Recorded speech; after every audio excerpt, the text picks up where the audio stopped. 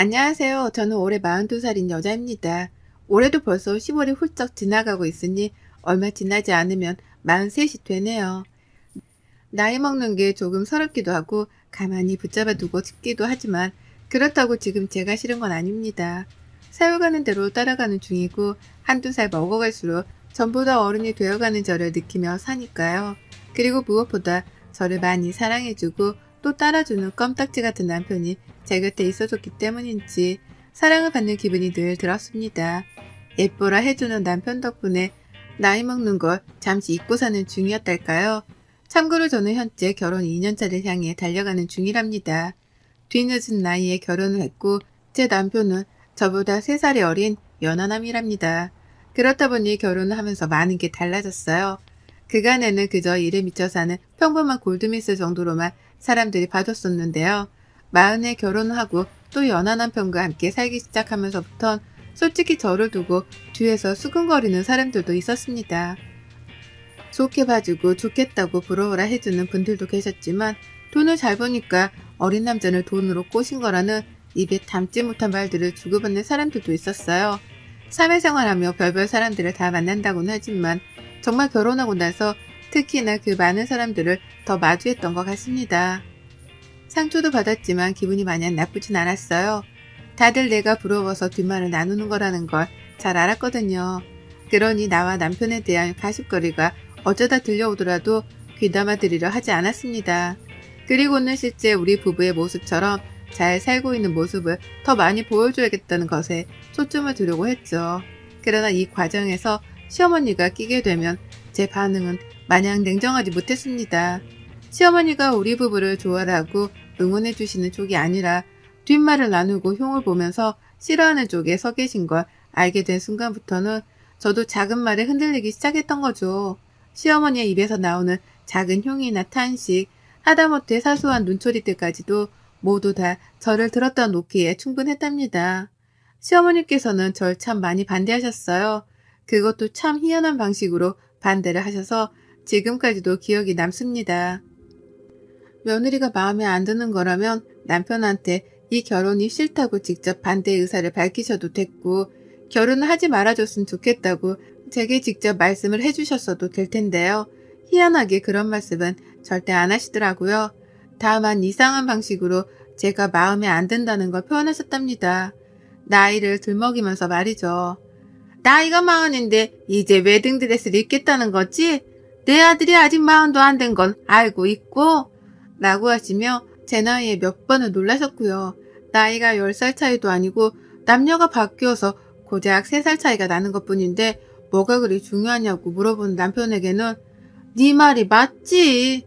라고 하면서 맞장구를 쳐주기까지 하셨어요. 방금 전까지 나이 때문에 마음에 안 드신다는 뉘앙스를 풍기더니 아들의 한마디에 또 수긍을 하는 듯 태도를 바꾸신 거죠. 그러다가도 남편이 제 옆에 없으면 아니 근데 큰아이까지 결혼 안 하고 왜 그랬대? 오빠들도 많았을 텐데 라고 하시며 이 결혼이 탐탁치 않다는 말씀을 돌려하셨고 힘들어하는 저를 지긋하게 바라만 보는 적도 많았답니다. 좋게 말하면 지그시 바라보는 거였고 나쁘게 말하면 힘들어하는 저를 노려보며 즐기는 것이었죠. 자신의 말 한마디에 상처를 받아가면서 반응을 보이는 저를 재밌어라 하셨던 것이었습니다. 그 바람에 저는 저분이 흡사 소시오패스나 뭐 이런 일종의 사람이 아닌가도 잠깐 의심을 했었답니다. 그렇지 않고서야 사람이 저리 매정한 말을 후후 던지며 반응이 뜨뜻미지근할 수가 없었으니까요.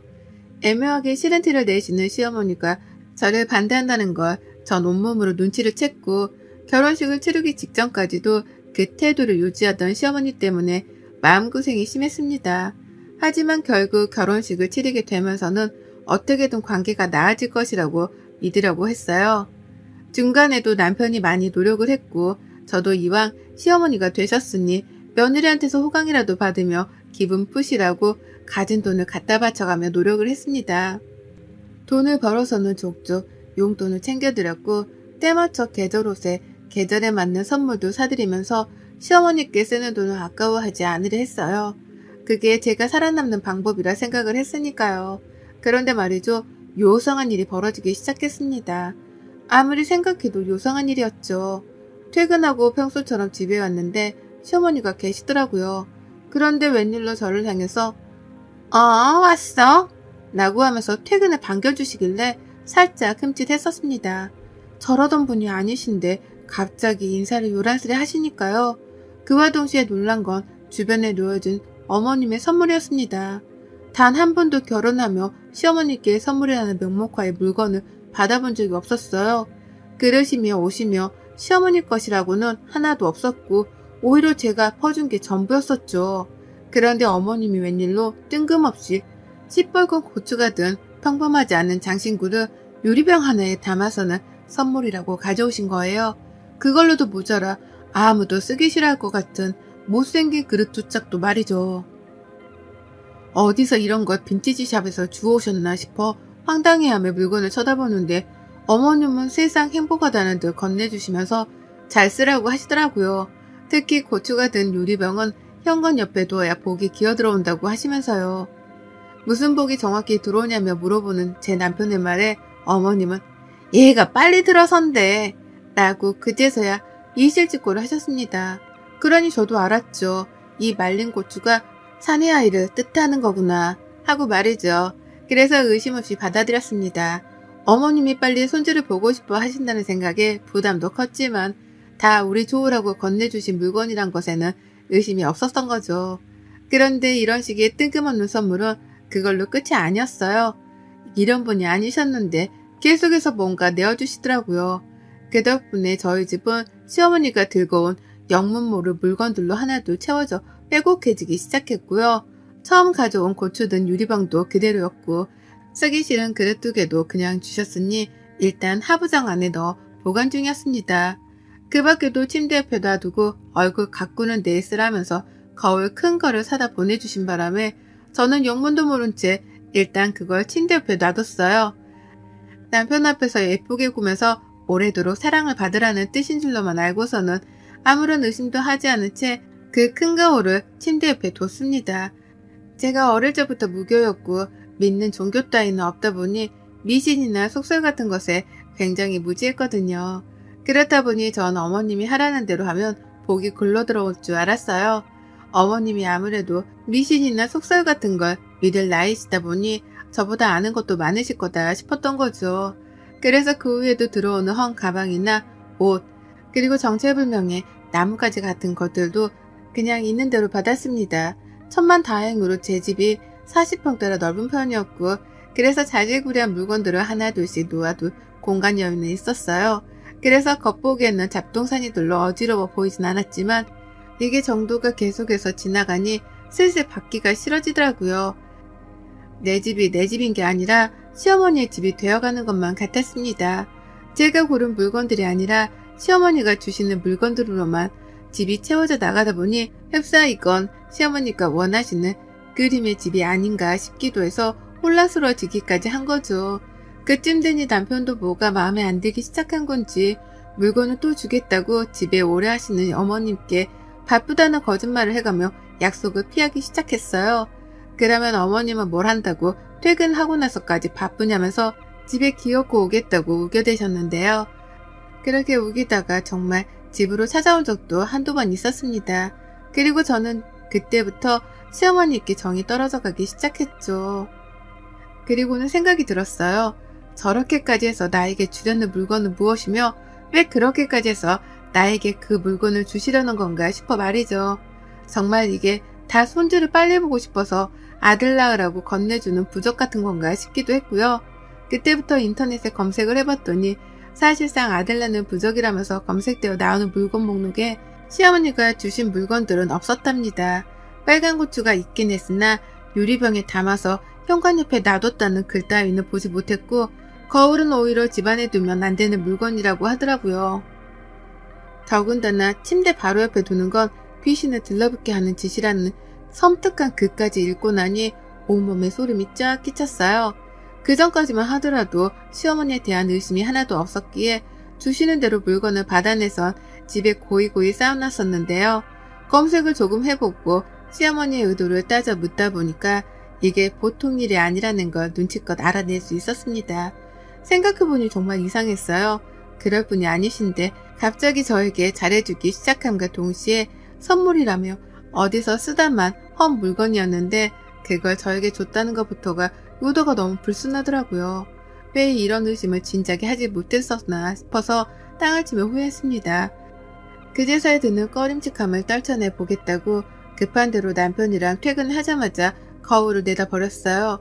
현관 앞에 있던 고추가 든 유리병도 그 밖에 어디서 주워왔는지 출처를 모르겠는 나무 막대기부터 시작을 해서 온갖 잡동산이란 것들을 모조리 버렸습니다. 쓰레기 봉투에 담아놓고 보니 한 트럭이더라고요. 이렇게나 많은 걸 내 집에 가져다 놨다는 생각을 하니 또 소름이 끼쳐 한동안 말을 잊지 못했어요. 제 심정을 남편도 똑같이 느낀 건지 처음엔 갖다 버리자는 말에 왜냐고 묻기만 하더니 정색하는 제 표정을 보며 나중에는 누구보다 더 적극적으로 시어머니가 주신 물건을 버리겠다며 집안을 헤집고 다녔답니다. 물건을 버리고 나서 제가 하루 종일 생각하고 인터넷 검색을 하면서 알아냈던 꺼림칙한 정보에 대해서 공유를 하자 남편은 온몸에 소름이 돋는다면서 어쩔 줄 몰라며 방방 뛰었어요. 가뜩이나 요즘은 가위에 자주 눌리는 것 같은 기분 때문에 잠을 설칠 일이 많았는데 그게 다 엄마가 주신 물건들 때문에 귀신이 붙어서 그런 거냐며 무서워 난리를 치더라고요. 남편이 겉보기엔 상남자 같은데 겁은 무지하게 많은 애거든요. 이런 일을 겪고 난 후 저는 저대로 그리고 남편은 남편대로 시어머니를 쉽사리 보지 못했습니다. 남편은 자기 엄마의 의도를 의심하고 싶지 않아 하는 듯 혼자 괴로워하며 몸부림을 쳤고요. 저는 제발 시어머니가 나쁜 의도로 그러지 않으셨길 끝까지 믿어보려 하면서도 한편으로는 사실 확인을 해야겠다면서 뒷조사를 시작했습니다. 아무래도 제가 한번 물면 끝까지 놓치지 않고 물어뜯는 나름 독종의 여자거든요. 아무리 생각해도 좋은 의도가 보이질 않는 시어머니의 본 모습을 꼭 파헤쳐야겠다는 생각으로 머리를 굴려가던 중 정말 뜻밖의 기회를 맞이했습니다. 시어머니의 그 새카맣던 의도를 파악할 수 있는 절호의 기회가 찾아온 것이었어요. 인터넷으로 다른 사람들의 글도 읽어보고 시어머니와 갈등에 대한 댓글들도 살펴보던 중 홈캠의 존재를 알게 되었습니다. 집안에 카메라를 따로 설치할 필요성을 못 느껴서 그걸 알고도 관심을 두지 않고 살았었는데요. 이참에 홈캠을 설치해야겠더라고요. 물론 귀신을 보려는 게 아니라 시어머니를 살펴보려고 말입니다. 당장 로켓 배송으로 주문을 받았고 집안에 무려 3곳에 카메라를 설치하고 난 후 시어머니를 불렀어요. 안부 인사 겸 연락을 드린 거죠. 어머님, 요즘은 저한테 주실 선물 없으신가 봐요. 통 찾아오질 않으시네요. 라고 하며 아부를 떨었더니 어머님은 섭섭하다는 말대로 곧장 말씀하시더라고요. 아니 내가 가겠다고 몇 번을 말했더니 다들 바쁘다며 오지 말라고만 하고 말이야. 라면서 줄 선물이 안 그래도 한가득 준비되어 있다며 신나라하셨어요. 그리고 전 바빠서 퇴근이 요즘 늦으니 차라리 우리 부부가 없는 점심시간에라도 집에 와서 선물을 놓고 쉬다 가시라며 집 비밀번호를 알려드렸습니다. 결혼하고서 집 번호를 누군가에게 알려준 건 처음이었어요. 쉽지 않은 결정이었지만 시어머니의 본 모습을 알아내고자 이건 필요한 절차였고 그렇게 어머님께 제 집을 오픈하고 난 후 저는 떨리는 마음으로 그저 홈캠 녹화가 잘 되기를 빌었습니다. 어머님은 하루 날 잡아 집을 다녀가셨고 저는 일을 하던 중이었는데 문자 한 통을 보내셨더라고요. 너 내가 줬던 물건들 다 어디다 뒀냐? 라고 하면서요.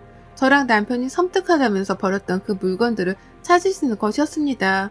그래서 제가 어머님 그거 둘 곳이 없어 집 선반 안에 넣어 모아뒀는데 아마 어머님은 못 찾으실 거예요.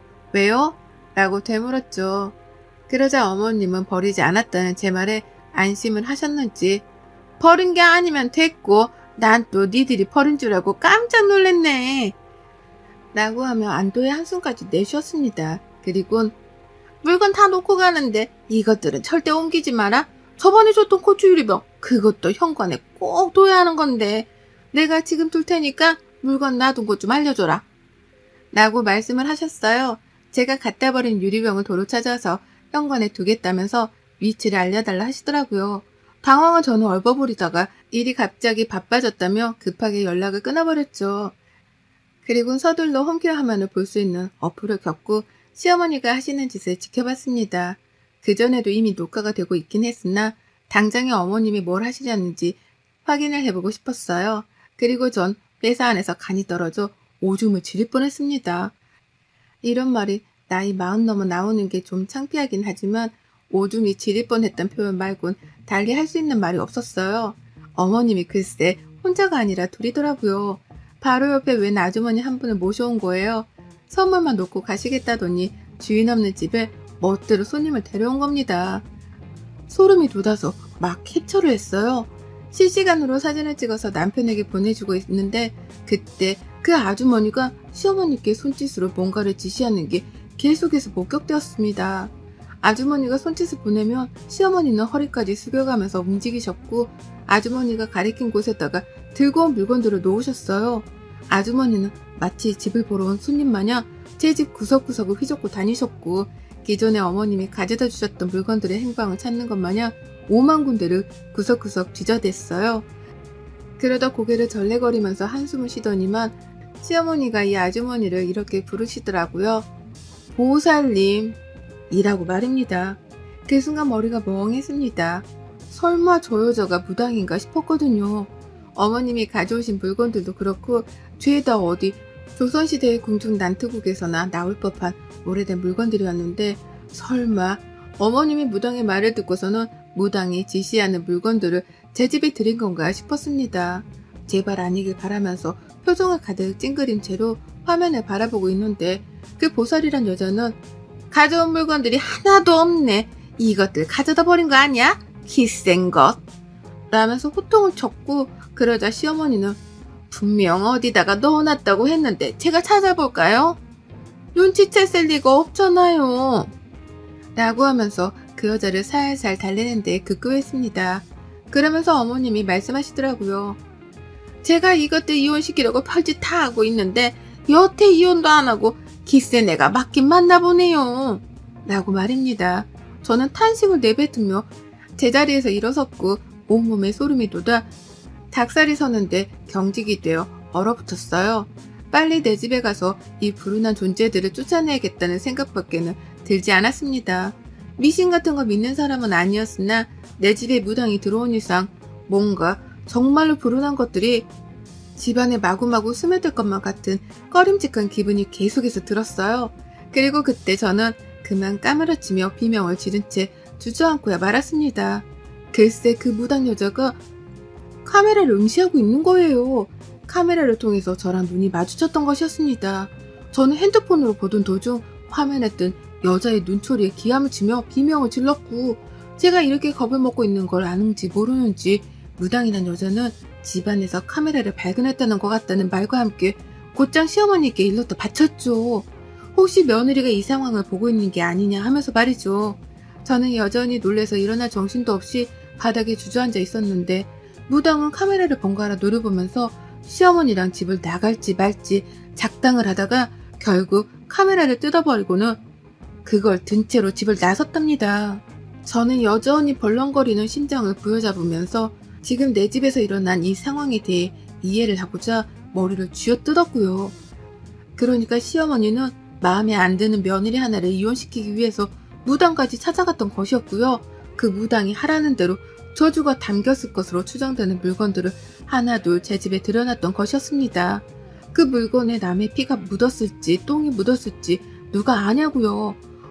저는 이 사실을 바로 남편에게 일러다 바쳤고 저보다 충격을 받은 건지 남편은 회사까지 반차를 내고 당장 시댁으로 갔어요. 가서 조져넣겠다는 말을 남긴 채 소식이 끊겼고요. 걱정이 된 저도 반차를 내고 바로 남편 뒤를 쫓아 시댁에 갔는데요. 글쎄 그 무당이란 여자가 시댁 안에 있더라고요. 카메라에 담겼을 상황을 어떻게 대처할지에 대해서 의논을 하겠다며 시어머니랑 같이 시댁에 가서 추후 작당을 기획하고 있었던 겁니다. 그 현장을 저랑 남편이 번갈아 덮친 거고요. 무당은 이미 저희 남편한테 욕을 처먹다 못해 멱살까지 잡혀서는 노후라 애원 중이었고 무당 같지도 않고 딱 보니 사기꾼인 것만 같아 보이는 그 여자를 뒤로한 채 저는 시어머니께 녹화된 현장 영상을 보여줬어요. 이거 들고 당장 경찰서에 가도 할 말이 없으시지 않냐며 화도 내고 욕도 하고 하다 이혼을 정말 하겠다고도 했습니다. 이대로는 꺼림칙해서 어머님 같은 시어머니를 두고 살 자신이 없다며 말이죠. 그 말에 남편은 더욱 미안했던지 감정이 격해져 시댁을 아주 난장판으로 만들어놨고요. 어머님이 주셨던 물건들을 싹 다 버려놓길 정말 잘했다 생각과 함께 저는 사과조차 받지 않으려 했습니다. 도무지 사람이 할 수 있는 상식밖의 행동을 한 시어머니를 사람 취급해드리지 않기로 했거든요. 그리고 전 당장에 집으로 뛰쳐가서는 시어머니가 놓고 가셨던 새 물건들을 모조리 다 싸두고선 다시 시댁으로 왔습니다. 그리고는 남편에게 시어머니를 붙들고 있게 한 후 저 혼자 숨바꼭질을 하듯이 그 물건들을 시댁 안에 숨겨뒀어요. 시어머니가 절대로 찾아내지 못하시도록 말입니다. 그러자 시어머니는 그 물건이 정말 재수가 없는 물건들이었는지 당장 가지고 나가. 아유, 나 진짜 그것들이랑 같이 한 집에서 못 지내. 가지고 나가 버려줘 제발. 라며 울고보고 매달리셨어요. 그딴 물건들을 내 집에 잘만 놓고 갔다는 생각에 저는 더욱 화가 치밀어 올랐고요. 도대체 무슨 물건인데 이렇게 기함을 치는 거냐면서 남편이 따져 물으니 어머님은 끝까지 말을 아끼시다 겨우 한 말씀 하시더라고요. 여자한테 안 좋은 거야 라고 말이죠. 당신 아들한테는 해를 끼칠 생각이 없었다는 걸 어필하기 위해서 굳이 성별을 들먹이며 대답을 대신한 겁니다. 그걸 보면 전 끝까지 물건을 숨긴 장소를 알려드리지 않으리라 재차 다짐을 했고 시어머니하고는 사과를 받고 말고를 떠나 연을 끊고 살겠다고 통보를 한 채 시댁을 빠져나왔어요. 이미 남편이 시댁을 난장판으로 만들다 못해 시어머니 눈에서 눈물을 쫙 빼놓은 후였는지라 제가 더 할 수 있는 건 없었습니다. 그저 숨겨놓은 물건들을 시어머니가 다시는 평생 찾지 못하시도록 비는 수밖에요. 그러면 시어머니는 불편하고 꺼림칙하고 재수가 없다며 마음고생을 하면서 그 물건들을 끝까지 찾으실 테니요. 고약한 시모를 만나면 결혼하고 나서 팔짝을 꼬인다더니만 제가 딱 그 짝이었습니다. 다행히 남편 사랑이 한결같아 좋기는 하지만 전 재수없는 이 집에서 다신 더 살고 싶지 않다며 당장 집을 내놨어요. 현재 남편이랑 저는 친정에 들어와 단기로 사는 중이고요. 그리고 다시는 이사가는 집을 시어머니께 알려주지도 않을 거고 초대도 안 할 겁니다. 비번을 숨기는 건 당연하고 남편하고는 시모 얘기를 죽을 때까지 함구하고 살기로 약속도 했네요. 인생의 반은 산 것 같은데 평생 멀리하던 미신에 발 한번 걸쭉하게 담긴 후기였습니다. 전 아직도 소름이 돋아서 자다가도 잠을 설치며 깨요. 언제쯤 이 꺼림칙함이 사라질지는 모르겠지만 이렇게 사연을 적어보내며 후련하게 시모 욕이라도 해봐서 좋네요.